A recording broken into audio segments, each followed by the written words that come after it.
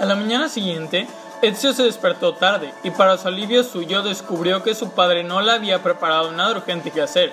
Salió al jardín, donde encontró a su madre supervisando los trabajos que estaban llevando a cabo con sus cerezos, cuyas flores justo empezaban a marchitarse. Le sonrió al verlo y lo llamó con señas para que se acercara. María Auditore era una mujer alta y elegante que acababa de entrar en la cuarentena. Su larga melena negra trenzaba bajo una cofia de muselina blanca inmaculada ribeteada con colores negro y dorado de la familia. Ezio, buongiorno. Madre, ¿cómo estás? Mejor, espero. Le tocó con cuidado la herida de la cabeza. Estoy bien. Ha dicho tu padre que descansaras todo lo que pudieras.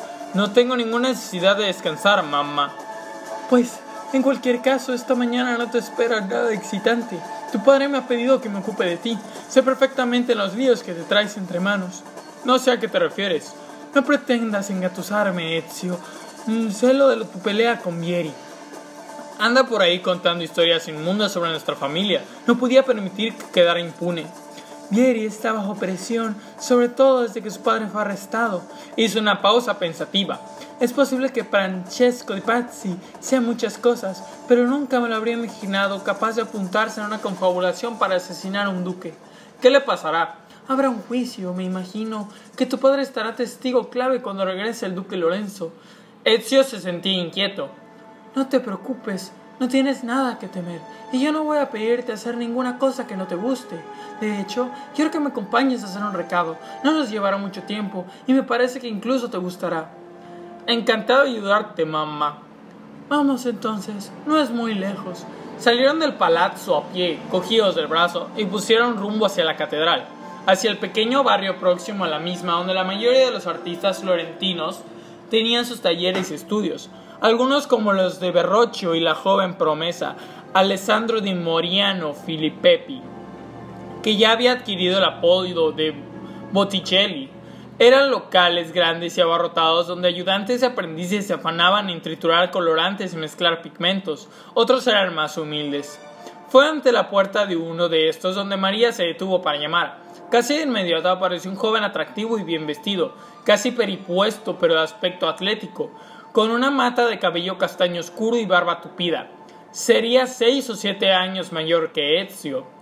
Madonna Auditore, bienvenida, estábamos esperándoos. Leonardo, buongiorno. Intercambiaron besos formales. Hay que ver cómo se codea este artista con mi madre, pensó Ezio, pero le gustó el aspecto que tenía el joven. Te presento a mi hijo, Ezio, continuó María. El artista le saludó con una reverencia. Leonardo da Vinci, molto onorato, signore. Maestro, todavía no, dijo Leonardo sonriendo.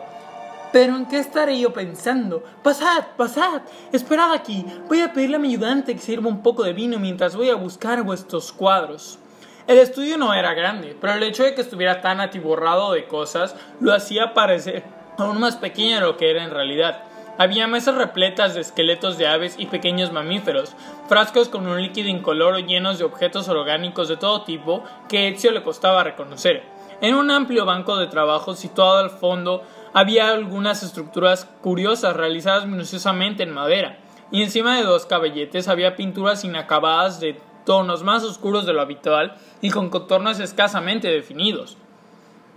Ezio y María se acomodaron y acto seguido, procedente de una habitación interior, apareció un atractivo joven con una bandeja con vino y pastelitos. Sirvió el aperitivo, sonrió tímidamente y se retiró. Leonardo tiene mucho talento. Si tú lo dices, madre, yo de arte sé poca cosa. Aunque Ezio pensaba que su vida consistiría en seguir los pasos de su padre, en el fondo poseía una vena rebelde y aventurera que resultaba muy incómoda para el carácter de un banquero florentino. En cualquier caso, al igual que su hermano mayor, se consideraba un hombre de acción, no un artista ni un erudito. Sabes muy bien que la expresión de los propios sentimientos forma parte vital de la comprensión de la vida, como disfrutarla en su plenitud. Se quedó mirándolo. Tendrías que encontrar tu propia válvula de escape, querido. Ezio se picó. Tengo muchas válvulas de escape. Me refiero a otras cosas aparte de las fulanas, replicó su madre en tono prosiaco. Madre. Pero la única respuesta de María fue encogerse de hombros y hacer una mueca. Estaría muy bien si pudieses cultivar la amistad de un hombre como Leonardo. Creo que tienes por delante un futuro prometedor. Pero el aspecto de este lugar, siento no estar muy de acuerdo contigo. No seas impertinente. La reaparición de Leonardo, cargado con 2 cajas, interrumpió su conversación. Depositó una de ellas en el suelo. ¿Te importaría cargar con esta?, le preguntó a Ezio. Se lo habría pedido a Agnolo, pero tienes que quedarte a vigilar el taller. Además, no creo que el pobre sea lo bastante fuerte como para realizar este tipo de trabajo. Ezio se agachó para coger la caja y se quedó sorprendido al comprobar su peso. A punto estuvo de dejarla caer de nuevo al suelo. Con cuidado, las pinturas que hay dentro son delicadas y tu madre acaba de pagar un dineral por ellas. ¿Nos vamos? Me muero de ganas de colgarlas. Después, dirigiéndose a Leonardo, añadió: he seleccionado los lugares y espero tu aprobación. Ezio se mostró internamente un poco reacio a la idea. ¿Se merecía realmente una diferencia así un artista novato? Mientras caminaban, Leonardo empezó a charlar amigablemente y Ezio, muy a pesar suyo, quedó vencido por el encanto de aquel hombre, y aunque había alguna cosa en la que le resultaba turbadora, no conseguía identificarla. ¿Cierta frialdad? ¿Una sensación de desapego respecto a los demás seres humanos? Tal vez fuera simplemente que tenía la cabeza en las nubes, como solía suceder con los artistas, o eso era lo que al menos a Ezio le habían contado. Ezio, no obstante, sintió un inmediato e instintivo respeto hacia aquel hombre. «¿Y Ezio, a qué te dedicas?», le preguntó Leonardo. «Trabaja para su padre», respondió María. «Ah, un financiero, naciste en la ciudad adecuada para eso». «También es una buena ciudad para los artistas, hay muchos clientes ricos», dijo Ezio. «Pero somos muchos. Destacar es complicado. Por eso me siento tan en deuda con tu madre. A decir verdad, tiene un criterio muy exigente», refunfuñó Leonardo. «¿Te concentras en la pintura?», preguntó Ezio, pensando en la diversidad que había visto en el estudio. Leonardo se quedó pensativo. Una pregunta difícil de responder. Si quieres que te diga la verdad, me resulta complicado centrarme en una cosa. Ahora me he instalado por mi cuenta. Adoro pintar y sé que puedo hacerlo, pero veo el final antes de llegar a él. Y a veces me resulta difícil terminar las cosas. Tienen que empujarme. Pero eso no es todo. A veces tengo la sensación de que a mi obra le falta, no sé, un propósito. ¿Entiendes lo que quiero decir? «Tendrás que tener más fe en ti, Leonardo», dijo María. «Gracias, pero hay momentos en los que pienso que tendría que hacer un trabajo más práctico, un trabajo que tenga una relación real con la vida. Quiero comprender la vida, cómo funciona todo». «En ese caso, tendrías que ser 100 hombres en uno». «Ojalá pudiera ser así. Sé que quiero explorar arquitectura, anatomía, ingeniería e incluso. No quiero solo captar el mundo con mi pincel, quiero cambiarlo». Su pasión impresionó a Ezio, más que fastidiarlo. Era evidente que aquel hombre no era un fanfarrón. En cualquier caso, parecía casi atormentado por las ideas que bullían en su interior. «Ahora nos dirá que también se dedica a la música y a la poesía», pensó Ezio. «¿Quieres dejar descansar un poco, Ezio?», preguntó Leonardo. «Tal vez pese demasiado para ti». Ezio apretó los dientes. «No, grazie. De todas maneras, ya casi hemos llegado». Cuando llegaron al Palazzo Auditore, metió la caja en el vestíbulo y la depositó en el suelo con toda lentitud y la delicadeza de sus doloridos músculos le permitieron, y sintió más aliviado de lo que habría gustado reconocer, incluso ante sí mismo. «Gracias, Ezio», dijo su madre.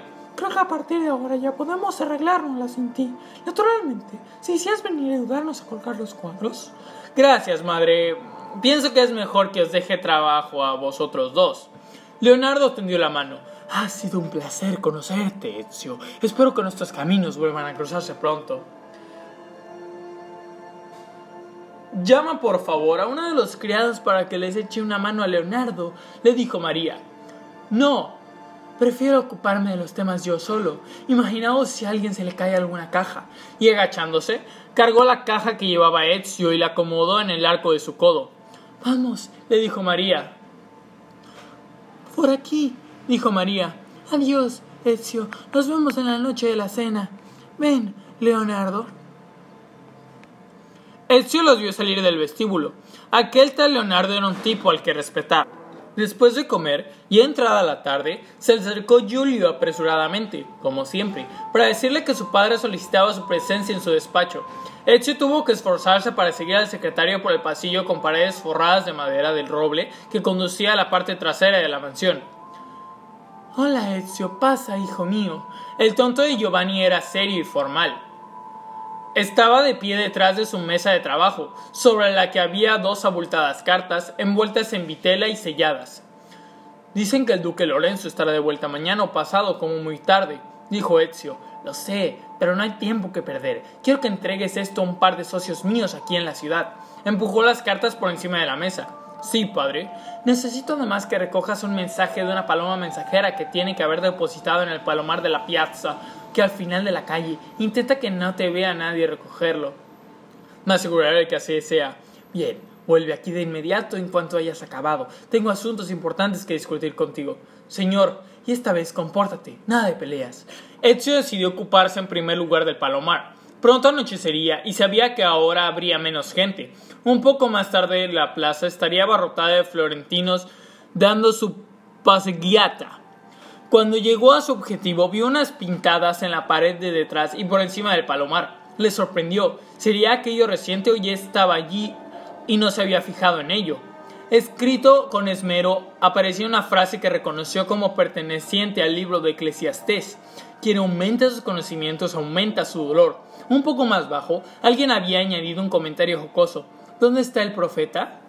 Pero volvió a preguntar enseguida en la tarea que tenía entre sus manos. Al instante reconoció a la paloma que andaba buscando. Era la única con una nota sujeta a la pata.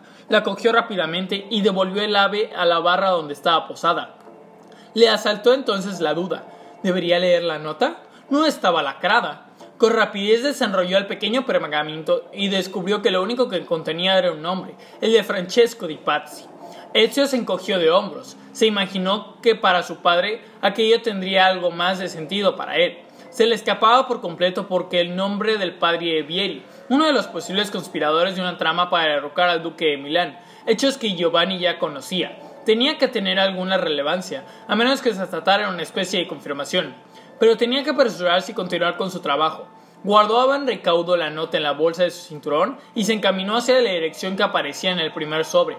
La ubicación le sorprendió, pero estaba en el barrio de los Burdeles. Había estado a menudo por allí con Federico, antes de conocer a Cristina, claro está, y nunca se había sentido a gusto. Cuando empezó a aproximarse al siniestro callejón de su padre le había indicado, acercó las manos a la empuñadura de su daga para tranquilizarse. La dirección resultó ser una humilde taberna, escasamente iluminada, a la que servían chianti barato en jarras de barro. Cuando más perdido estaba sobre cómo actuar a continuación, pues no parecía haber nadie, escuchó una voz a su lado. ¿Eres el hijo de Giovanni? Se giró y se encontró delante de un hombre de aspecto rudo cuyo aliento olía a cebolla. Había acompañado por una mujer que en su día debió ser guapa, aunque parecía como sus últimos 10 años que había cargado la espalda hubieran acabado con todo su encanto. Si alguna vez quedaba belleza, la tenía en sus ojos, claros e inteligentes. «Pareces idiota, si es clavado a su padre», le dijo la mujer al hombre. «¿Traes algo para nosotros?», dijo el hombre, haciendo caso omiso del comentario. «Entréganoslo». Ezio dudó, verificó la dirección, era la correcta. «Entréganoslo, amigo», dijo el hombre acercándose más a él. Ezio recibió una oleada de su aliento. ¿Viviría aquel hombre solo de cebolla y ajo? Depositó la carta en la mano abierta del hombre, que la cerró inmediato para transferir el documento a una bolsa de cuero que llevaba atada al costado. «Buen chico», dijo y sonrió. Ezio observó que, sorprendentemente, la sonrisa otorgaba a su cara cierta nobleza, pero no sus palabras. «Y no te preocupes, no somos contagiosos».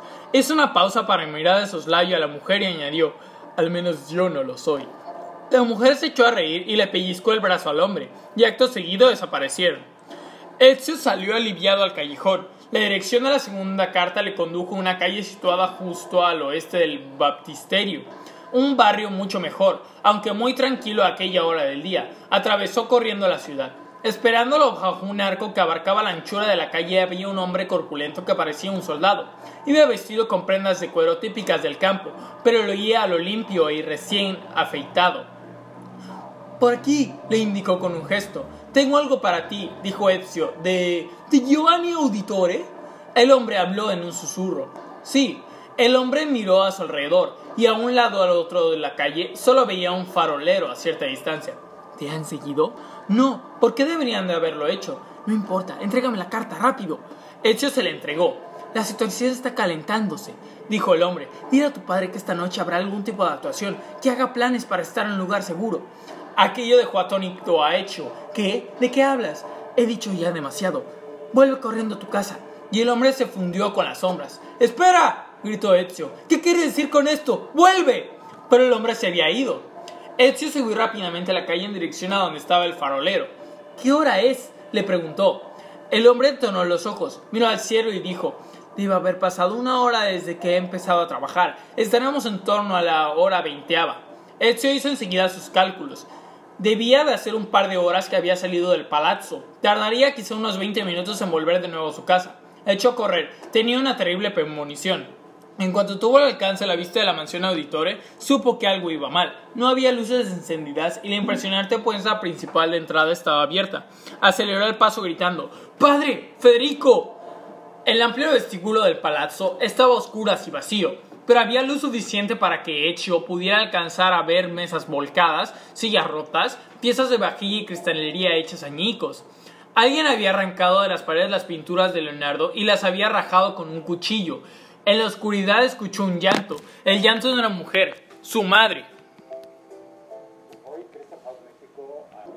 Empezaba a avanzar hacia el sonido cuando una sombra se movió por detrás de él y alguna cosa se levantó por encima de su cabeza. Ezio se giró en redondo y agarró un pedazo de candelabro de plata que alguien estaba haciendo descender encima de él. Dio un potentísimo tirón y el atacante soltó el candelabro con un chillido de alarma. Arrojó el candelabro lejos del alcance de su atacante, lo agarró y acto seguido del brazo tiró de la persona hacia la escasa luz reinante.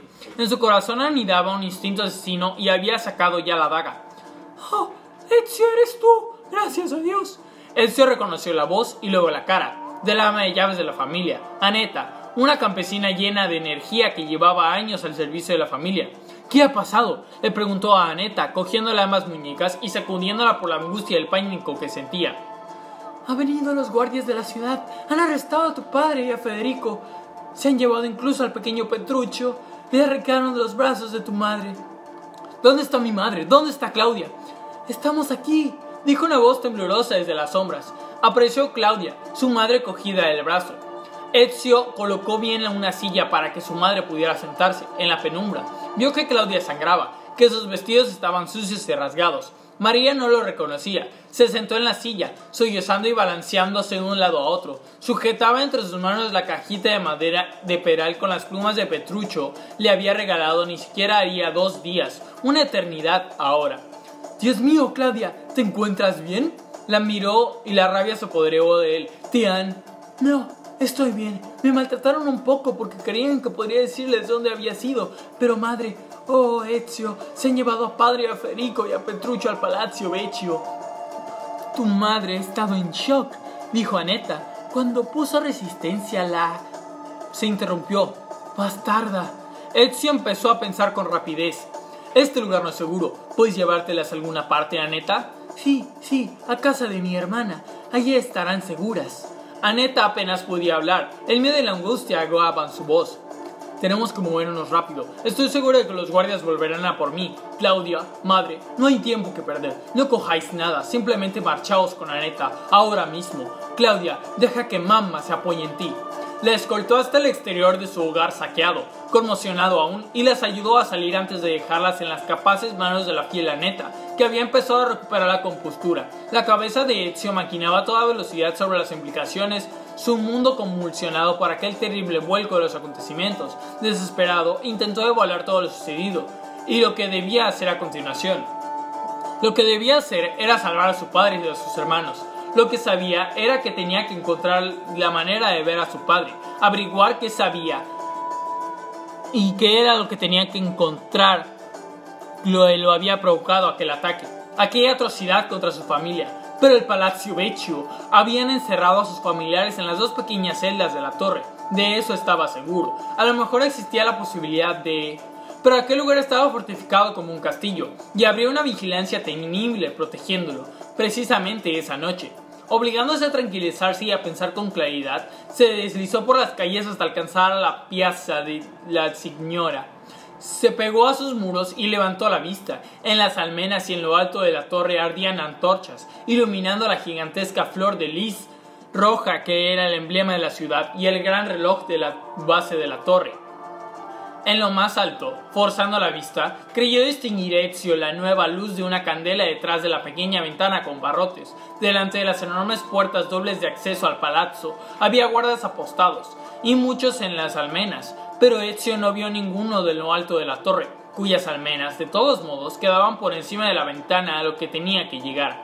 Rodeó la plaza para alejarse del palazzo y se adentró en la callejuela que partía de allí y seguía el muro norte del edificio. Por suerte, había aún bastante gente por las calles, paseando y disfrutando de la brisa del atardecer. De pronto, Ezio tuvo la impresión de estar viviendo en un mundo distinto al de esa gente, de haber quedado aislado de la sociedad en la que ha estado nadando como un pez hacía 3 o 4 horas.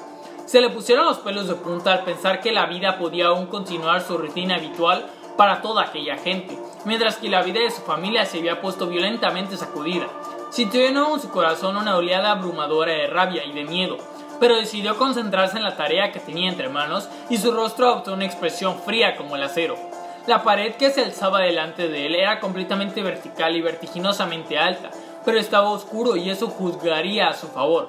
Además, el palazzo estaba construido con piedra toscamente tallada, lo que le proporcionaría abundantes asideros y puntos de apoyo en su escalada. Tendría que enfrentarse al problema de los centinelas que pudieran estar apostados en las almenas del lado norte, pero ya se ocuparía de ello cuando llegara el momento. Esperaba que estuvieran agrupados en su mayoría en la fachada principal del edificio. Respiró hondo, miró hacia arriba. No había nadie más que él en aquella calle oscura, y dio un salto. Se agarró con fuerza a la pared, adhiriéndose con los dedos de los pies protegidos por sus suaves botas de cuero, e inició la escalada.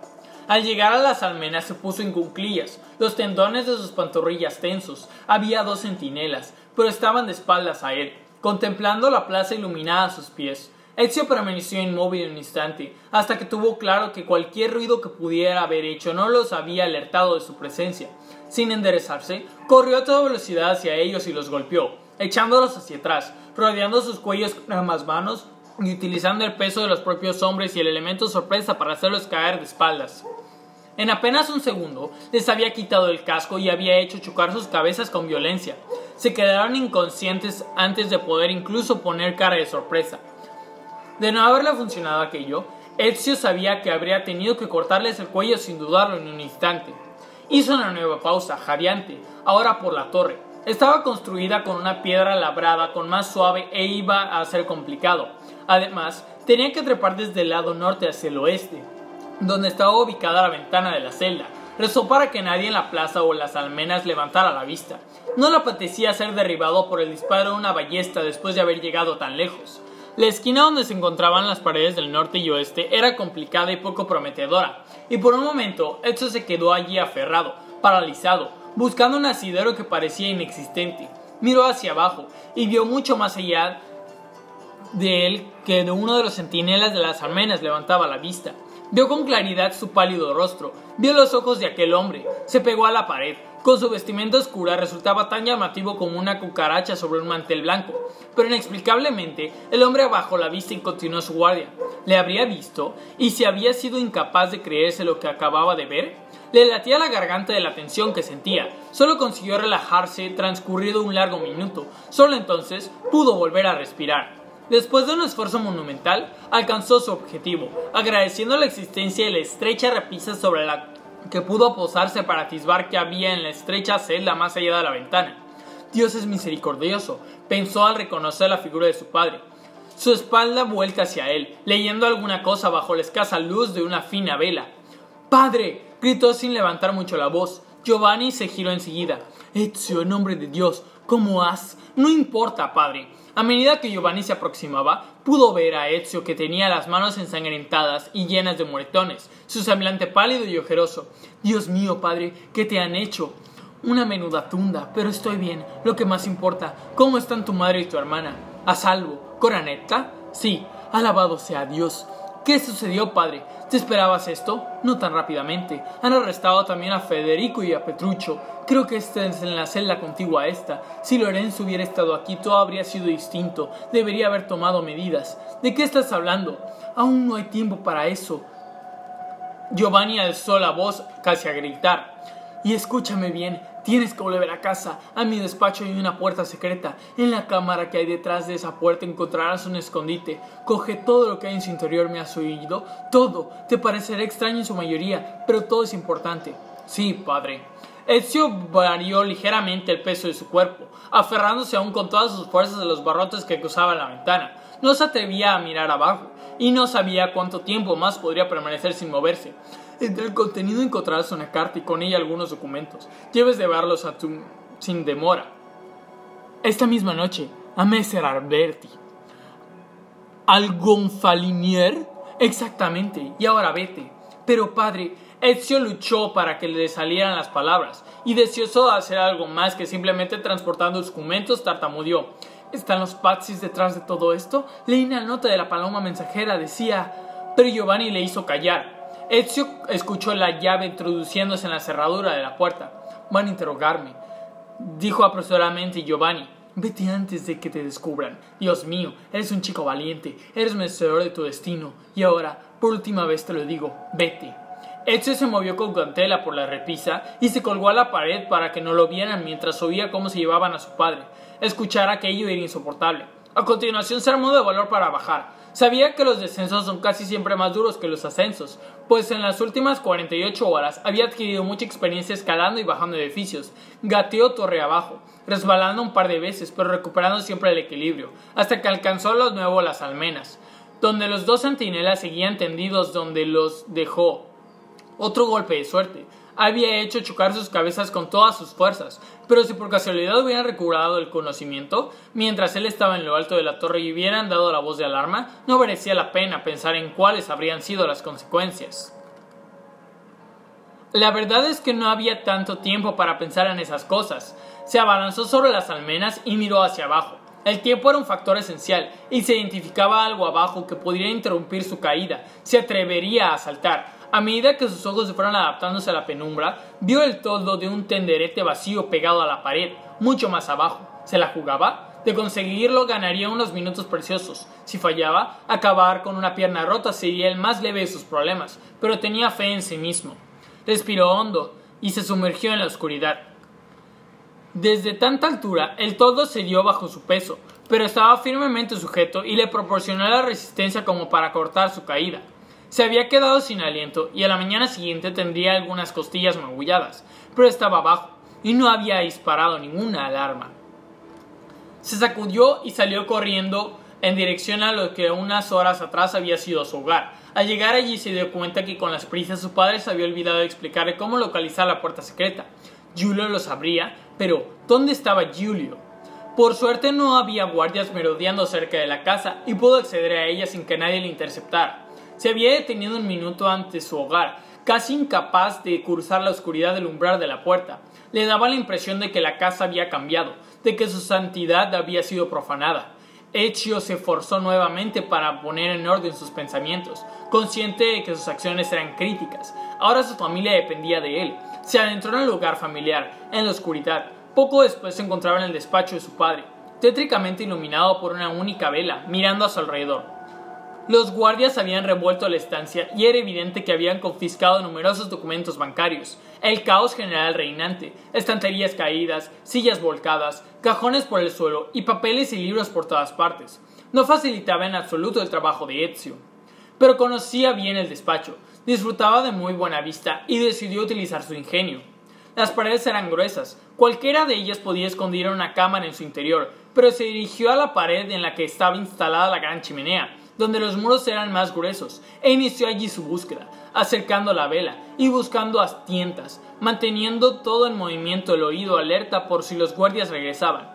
Creyó distinguir finalmente, en el lado izquierdo de la repisa labrada, el débil perfil de una puerta marcado en el aterzoneado. Tenía que haber por allí algo que le sirviera para abrirla. Estudió con intención las esculturas del Colossi que sostenían sobre sus espaldas la chimenea de mármol. La nariz de la izquierda daba la impresión de estar rota y de haber sido posteriormente reparada, pues tenía una pequeña raja en su base. Tocó la nariz y vio que estaba un poco suelta. Con el corazón en un puño, la movió con delicadeza y la puerta se abrió hacia adentro, rodando sobre las silenciosas bisagras de muelle y descubriendo un pasillo con el suelo de piedra que giraba hacia la izquierda. Al entrar, su pie derecho se tropezó con una losa que se movió debajo de él, y con el movimiento, las lámparas de aceite colgadas en los muros del pasadizo cobraron vida. El recorrido era corto, con una ligera pendiente hacia abajo, y finalizaba en una cámara circular decorada con un estilo que recordaba más a Siria que a Italia. El cerebro de Ezio recordó el cuadro que colgaba en el despacho privado de su padre en el castillo de Masyaf, el que fuera en su día la sede de la antigua orden de los asesinos, pero no disponía de tiempo para reflexionar sobre si aquella curiosa decoración podía tener algún significado especial. No había muebles, y en el centro de la estancia había un arcón de hierro de gran tamaño, cerrado con 2 voluminosos candados. Miró a su alrededor para ver si se encontraba una llave, pero la estancia, exceptuando su ornamentación, estaba vacía. Ezio estaba preguntándose si tendría que regresar al despacho de su padre para buscarla allí, y si tendría tiempo de hacerlo, cuando por casualidad su mano rozó uno de los candados, que se abrió de repente. El otro se abrió con la misma facilidad. ¿Le habría dado a su padre algún tipo de poder que él desconocía? ¿Estarían los candados programados para responder al contacto de una determinada persona? Los misterios se amontonaban, pero no había tiempo para adentrarse ahora en ellos. Abrió el arcón y vio que contenía una capucha blanca, evidentemente antigua, hecha con algún tipo de tejido de lana que no reconoció. Algo lo llevó a ponérsela y se sintió de inmediato un extraño poder. Se bajó la capucha, pero no se la quitó. El arcón contenía una muñequera de cuero, una daga rota que en lugar de una empuñadura normal estaba conectada a un curioso mecanismo cuyo funcionamiento no alcanzaba a comprender. Una espada, una hoja de vitela con símbolos y letras y lo que parecía parte de un plano, y la carta y los documentos que su padre le había dicho que tenían que entregar a Uberto Alberti. Lo cogió todo, cerró el arcón y regresó al despacho de su padre, cerrando con cuidado la puerta secreta a sus espaldas. En el despacho encontró una bolsa para aportar documentos que pertenecía a Giulio. Guardó en ella algunos documentos del arcón y se la colgó cruzada sobre el pecho. Se le abrochó la espalda sin saber qué hacer con aquel extraño conjunto de objetos y sin tiempo para reflexionar sobre lo que su padre guardaba en aquellas cosas en una cámara secreta. Regresó con cautela hacia la puerta principal del palazzo, pero justo en el momento en que iba a salir del antepatio, vio que entraban 2 guardias en la ciudad. Era demasiado tarde para esconderse, lo habían visto. ¡Alto!, gritó uno de ellos, y ambos empezaron a avanzar rápidamente hacia él. No había forma de iniciar la retirada. Ezio vio que habían sacado ya las espadas. ¿Por qué estáis aquí? ¿Para arrestarme? No, dijo el que había hablado antes. Tenemos órdenes de matarte. Y al oír aquello, el guardia corrió hacia él. Ezio sacó su espada al ver que se aproximaban. Era un arma con la que no estaba familiarizado, pero la sentía ligera y competente en su mano, como si lo hubiera utilizado toda la vida. Esquivó las primeras embestidas, a derecha e izquierda, ambos guardias abalanzándose sobre él al mismo tiempo. Las 3 espadas soltaban chispas, pero Ezio notó que su nueva arma se mantenía firme, su filo mordiente y afilado. Justo en el momento en el que el segundo guardia hacía descender su espada con la intención de separar el brazo de Ezio de su hombro, este hizo una finta a la derecha, pero debajo del filo.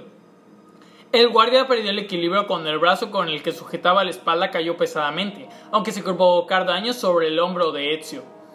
El muchacho utilizó su inercia para levantar su nueva espada y atravesó directamente el corazón de su oponente, irguiéndose. Ezio giró sobre sus talones, levantó el pie izquierdo y empujó al guardia muerto para retirar la espada de su cuerpo con el tiempo justo para volverse en redondo y enfrentarse a su compañero. El otro guardia se abalanzó rugiendo y empuñando una potente espada. «¡Prepárate para morir, traditor!».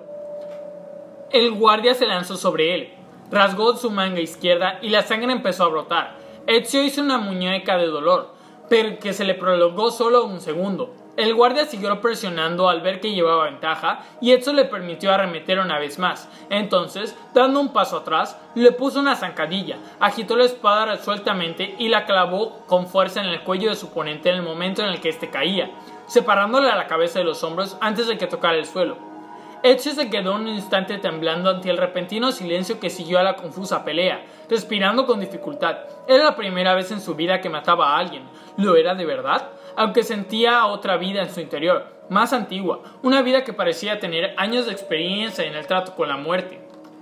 La sensación le asustó. Aquella noche había visto cosas que en su vida había visto, pero aquella nueva sensación empezaba a despertar en lo más profundo de su ser una fuerza oscura. Se trataba de algo que el simple efecto de las desgarradoras experiencias que había vivido en las últimas horas. Recorrió alicaído las oscuras calles en dirección a la mansión de Alberti, sobresaltándose ante el mínimo sonido y volviendo la vista atrás con frecuencia. Por fin, al borde del agotamiento, pero incapaz de aún seguir adelante, llegó a la casa de Gonfalonier. Levantó la vista y vio una débil luz detrás de una de las ventanas de la fachada. Llamó con fuerza a la puerta con la empuñadura de su espada. Al no recibir respuesta, nervioso e impaciente, volvió a llamar, más fuerte esta vez. Nada. Pero al tercer intento, se abrió una rendija en la puerta que se cerró acto seguido. La puerta se abrió por completo en un instante y después un receloso criado armado le invitó a entrar. Le explicó que le traía por la casa y fue conducido a una habitación en el primer piso donde encontró a Alberti sentado junto a una mesa llena de papeles. Detrás de él, medio de lado y sentado en una silla junto a un fuego mortecino, Ezio creyó ver a otro hombre, alto y robusto, aunque solo podía verle un poco de perfil, y con escasa claridad. ¿Ezio? Alberti se incorporó sorprendido. ¿Qué haces aquí a estas horas? No lo... Alberti se acercó a él y le puso una mano en el hombro. Espera, chico, espera, respira hondo, pon en orden tus ideas. Ezio sintió, se sentía más seguro ahora, aunque también más vulnerable. Empezaba a asimilar los acontecimientos de la tarde y de la noche, desde que se habían propuesto entregar las cartas de Giovanni. Vio en el reloj de latón que había en el escritorio, sobre una pena, que era casi medianoche. Era posible que solo hubieran transcurrido 12 horas desde que Ezio el chico había acompañado a su madre a recoger unos cuadros en el estudio de un artista. Muy a su pesar, se dio cuenta de que estaba a punto de echarse a llorar, pero se serenó y fue Ezio el hombre quien tomó la palabra. Mi padre y mis hermanos se han hecho prisioneros. No sé en nombre de qué autoridad. Mi madre y mi hermana se han escondido en el banco de nuestra familia, ha sido saqueado. Mi padre me ha mandado que os entregue esta carta y estos documentos. Ezio extrajo los documentos de su bolsa. Gracias. Alberti se puso un par de gafas y acercó la carta de Giovanni a la luz de la vela que ardía sobre su mesa. En la estancia no se oía nada excepto el tic-tac del reloj y el apagado crujido de la leña del fuego. Si había otra presencia en la habitación, Ezio la había olvidado por completo. A continuación, Alberti volcó su atención a los documentos. Pasó un tiempo consultándolos y al final guardó discretamente uno de ellos en el interior de su casaca negra. Los demás los dejó con cuidado a un lado, separados de los otros papeles que se había sobre la mesa. Se ha producido un terrible malentendido, mi querido Ezio, dijo quitándose las gafas. Cierto es que han presentado acusaciones graves, y que para mañana por la mañana hay programado un juicio, pero al parecer alguien se ha mostrado, tal vez por razones propias, excesivamente extremista. Pero no te preocupes, lo aclararé todo. ¿Cómo? Los documentos que me has dado contienen pruebas de una conspiración contra tu padre y contra la ciudad. Presentaré estos papeles en la audiencia de mañana y Giovanni y tus hermanos serán puestos en libertad, te lo garantizo. El joven experimentó un enorme alivio. Le estrechó la mano al Gonfalonier. ¿Cómo puedo agradecéroslo? Mi trabajo consiste en administrar justicia, Ezio. Me lo tomo muy en serio y... Dudó durante una fracción de segundo. Tu padre es uno de mis más apreciados amigos. Alberti asintió, pero... ¿dónde han ido a parar mis modales? Ni siquiera te he ofrecido una copa de vino. Hizo una pausa. ¿Y dónde pasarás la noche? Aún tengo asuntos urgentes que atender, pero mis criados se encargarán de que tengas comida y bebida y una cama caliente. Ezio no sabía por qué acabó rechazando una oferta tan amable. Cuando abandonó la mansión de Gonfalonier, ya era de más de medianoche. Se cubrió de nuevo la cabeza con la capucha y dio vueltas por las calles tratando de poner en orden sus pensamientos. De hecho, sabía muy bien hacia dónde lo conducían sus pasos. Una vez allí, se encaramó al balcón con más facilidad de la que imaginaba. Tal vez la necesidad otorgaba fuerza a sus músculos, y llamó con delicadeza a las contraventanas. Dijo en voz baja: Cristina, amor, despierta, soy yo. Esperó silencioso como un gato y permaneció a la escucha. La oyó desesperándose levantándose. Y a continuación su voz asustada al otro lado de las contraventanas. ¿Quién es? Ezio. Abrió rápidamente las contraventanas. ¿Qué sucede? ¿Algo va mal? Déjame entrar, por favor. Sentado en su cama, le explicó toda la historia. Sabía que algo iba mal. Esta noche mi padre estaba preocupado, pero por lo que hice todo acabará bien. Necesito que me dejes quedarme aquí esta noche. No te preocupes, me iré mucho antes de que amanezca. Y tengo que darte una cosa para que la guardes bajo custodia. Se descolgó la bolsa y la colocó entre los dos. Necesito confiar en ti. Oh, Ezio, por supuesto que puedes confiar en mí. Y cayó en un sueño inquieto entre los brazos de ella.